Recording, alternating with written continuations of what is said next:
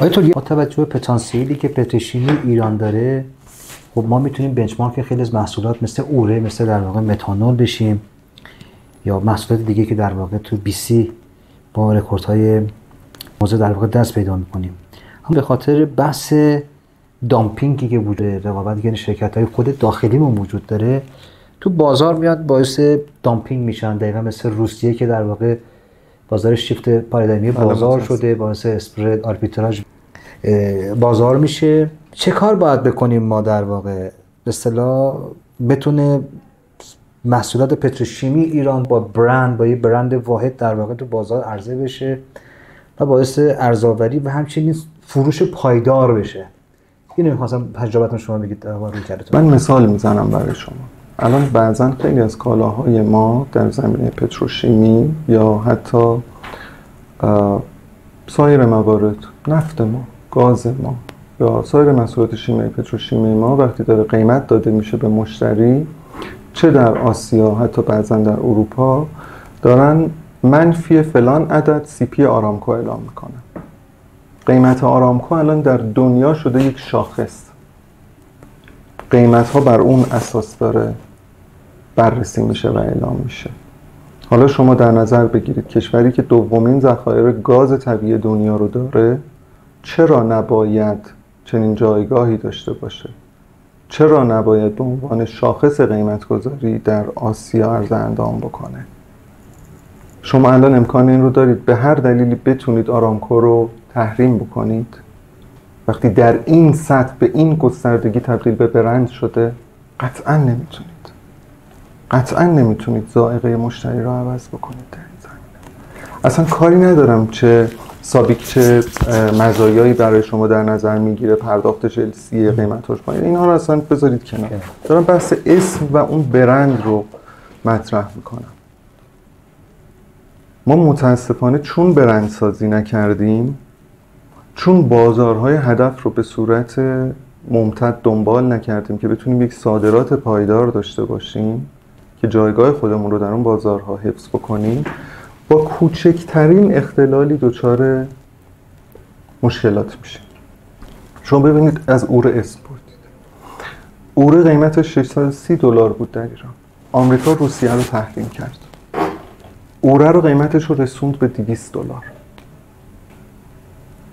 گازوئیل رو روسیه اومد نصف قیمت در بازار عرضه کرد به خاطر تحریمی که اتفاق افتاد.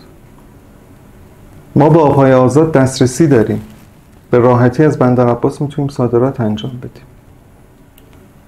آیا روسیه این موقعیت رو داره؟ آیا ترکمنستانی که سولفور و اوره تولید میکنه این موقعیت رو به این شکل داره؟ قطعا نه. الان دارن از بخش ترانزیتی ایران استفاده میکنن برای صادرات، ولی قیمتشون داره رو قیمت صادرات ایران تاثیر میذاره.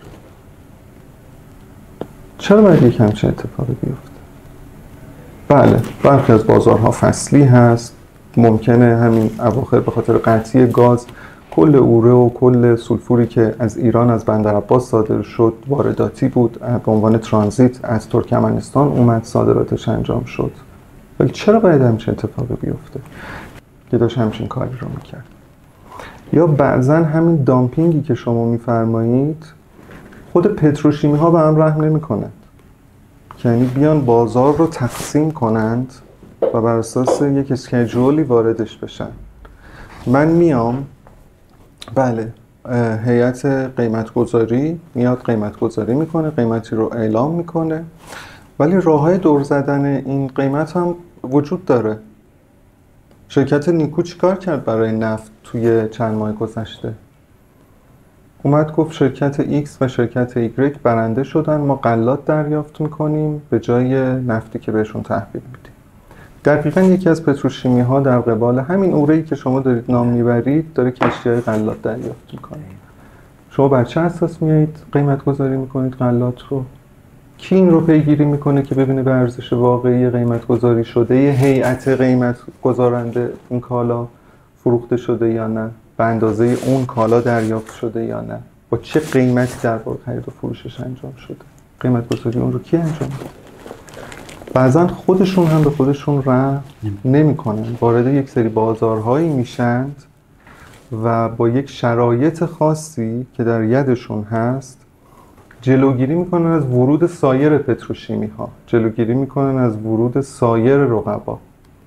من میام یک کشتی 30,000 تنی متانول خرید میکنم در هر بندری در چین، پهلو میگیرم.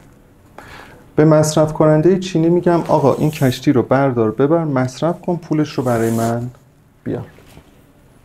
شما 1 لیتر 1 تن نمیتونید بفروشید، به خاطر اینکه پتروشیمی ایکس رفته آنالیزش رو در سازمان استاندارد ملی چین کانفرم کرده و تنها صادر کننده این محصول به چین هست. عرض میکنم شما کشتی بار بزنید ببرید بگید مصرف کنید بعد پولش رو بیارید، شما خریداری نمیتونید پیدا کنید در این زمینه که واردش بشید. این مونوپول شده در واقع بازار، مونوپول شده، اجازه ورود به کسی داده نمیشه.